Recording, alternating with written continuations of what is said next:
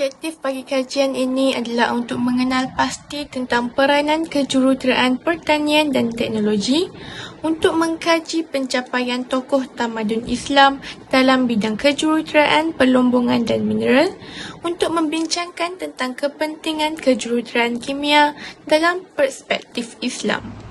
Kejuruteraan kimia merupakan aplikasi sains, matematik dan ekonomi kepada proses menukarkan bahan mentah atau bahan kimia kepada yang lebih berharga atau berguna. Antara tokoh kejuruteraan kimia ialah Jabir Ibn Hayyan. Beliau terkenal sebagai bapa ilmu kimia dan merupakan orang pertama yang berkata mengenai ilmu kimia. Nama sebenar beliau adalah Abu Musa Jabir bin Hayyan Al-Kufi As-Sufi. Di barat, beliau dikenali sebagai Geber, iaitu bapa kimia Arab. Beliau dilahirkan di Kufah pada 721 Masihi. Sumbangan beliau adalah pengasas kepada penghabluran, penyulingan, pemejaluapan dan penyejatan. Sumbangan lain adalah mencipta peralatan bagi kaedah-kaedah tersebut. Dan beliau juga memperkenalkan istilah kimia dan digunakan di Eropah sehingga ke hari ini, iaitu alkali, antimoni, alembik dan alchemy. Antara salah satu kejuruteraan kimia ialah penyulingan. Ahli kimia mencipta banyak alat penyulin, antaranya yang dipanggil kaki retort yang digunakan sehingga ke hari ini. Melalui penyulingan, ahli kimia Islam berjaya menghasilkan banyak penemuan yang masih relevan sehingga ke hari ini. Antaranya adalah pengasingan atar dan minyak pati daripada bunga dan tumbuhan. Bukti kimia itu wujud di dalam dunia ini telah dijelaskan di dalam Al-Quran, iaitu dalam surah Al-Zalzalah ayat 7 hingga 8, iaitu Bismillahirrahmanirrahim. Faman ya'mal misqala dzarratin khairan yarah wa man ya'mal misqala dzarratin syarran yarah. Sadaqallahul azim. Maksudnya, barang siapa yang mengejarkan kebaikan seberat zarah pun, nescaya dia akan melihatnya.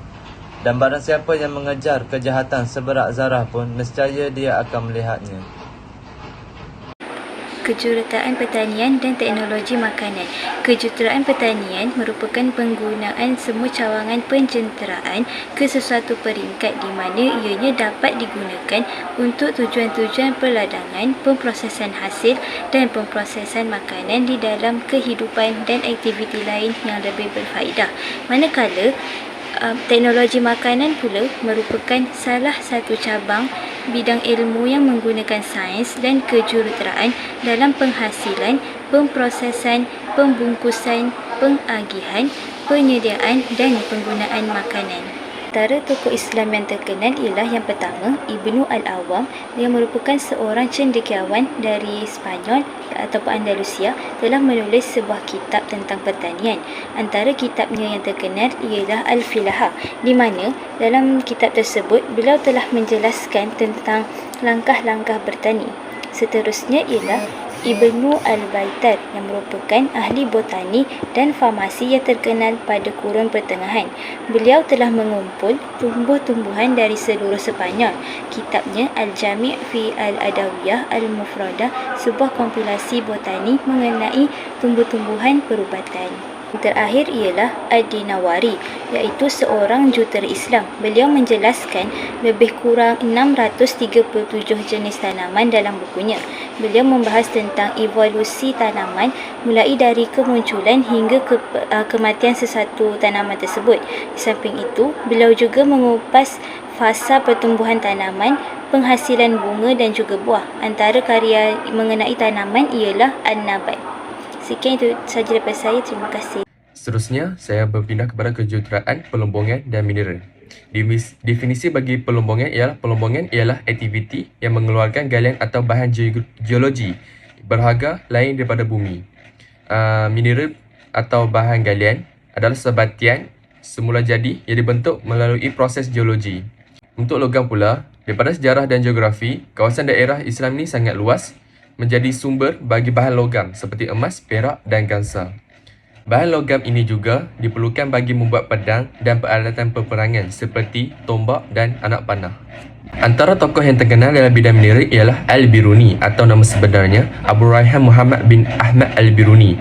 Beliau dilahirkan pada tahun 975 Masihi bersamaan 362 Hijrah di Khwarizmi, Turkmenistan. Antara sumbangan beliau ialah beliau telah mengarang kitab yang berjudul Al-Jawahir atau dikenali sebagai Books of Precious Stone. Di dalam buku ini, beliau telah memberi buah fikiran mengenai dasar-dasar ilmiah bagi cara melombong. Berdasarkan kajian yang kami lakukan, kami dapat merumuskan bahawa terdapat pelbagai sumbangan-sumbangan tokoh Islam dalam bidang kejuruteraan.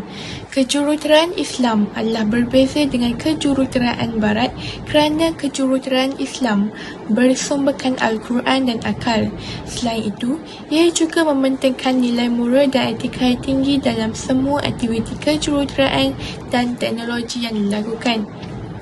Tambahan pula, teknologi dan kejuruteraan Islam lebih mendidik hati dan fikiran manusia tentang keagungan Allah Subhanahu Wa Taala melalui kecanggihan ciptaan manusia. Sementara itu, teknologi dan kejuruteraan Barat sekadar untuk menunjukkan kehebatan daya fikiran manusia untuk kepentingan diri. Ayat Al-Quran banyak menyebut dan menggalakkan manusia untuk berfikir, menyelidik dan mengkaji berasaskan wahyu Allah Subhanahu Wa Taala untuk menunjukkan tanda-tanda kekuasaannya yang menjadikan segala-galanya. Kejuruteraan Islam akan mengangkat martabat Islam dengan tidak meninggalkan nilai-nilai kemanusiaan dan persekitaran dan sejagat. Salah satu keagungan nikmat yang dikurniakan oleh Allah Subhanahu Wa Taala bagi umat Nabi Muhammad SAW adalah nikmat ilmu pengetahuan dan teknologi. Oleh itu, haruslah kita menggunakannya ke arah kebenaran.